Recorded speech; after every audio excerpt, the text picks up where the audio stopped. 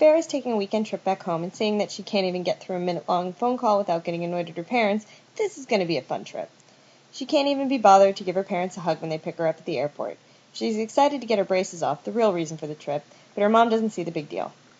Her mom informs us she'll be visiting her in Florida next week and hopes to take Sophia back with her, but Farrah shoots her down with lightning speed. She spends the rest of the trip telling her parents how happy she is that she moved. Her parents throw her a birthday barbecue, complete with cake and virgin margaritas. Wink. Even when her mom tries to compliment her by saying how mature she is now, Farrah still picks a fight. No, Mom, I don't act 25, I act 30. Duh! Catelyn's grandma is in town and accompanies her to a birth mom support group.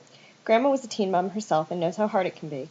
Catelynn and Grandma adorably take over the support group, and Catelynn advises a birth mom-to-be that having other birth moms in your life makes things much easier because they understand.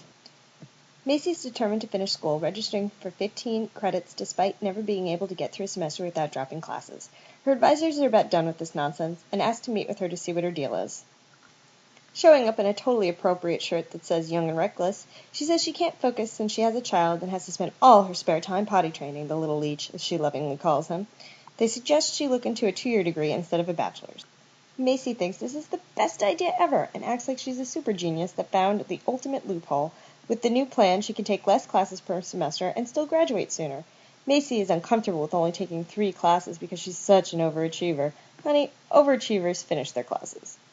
Leah comes to visit Amber at the rehab facility, and the 2 girls have a pretty cute day hanging out by the pool and kickboxing. If only Amber could always be in rehab, maybe Leah would have an okay life. Amber and Gary meet with her therapist and say they're better now and ready to commit. Amber thinks they will work this time because she's changed. Amber says she was depressed back home because people were vandalizing her property and calling her a bad mom. Amber doesn't see how hitting her boyfriend on TV makes her a bad mom. Next time, Farrah's mom pays a visit. Amber starts acting like her old self again.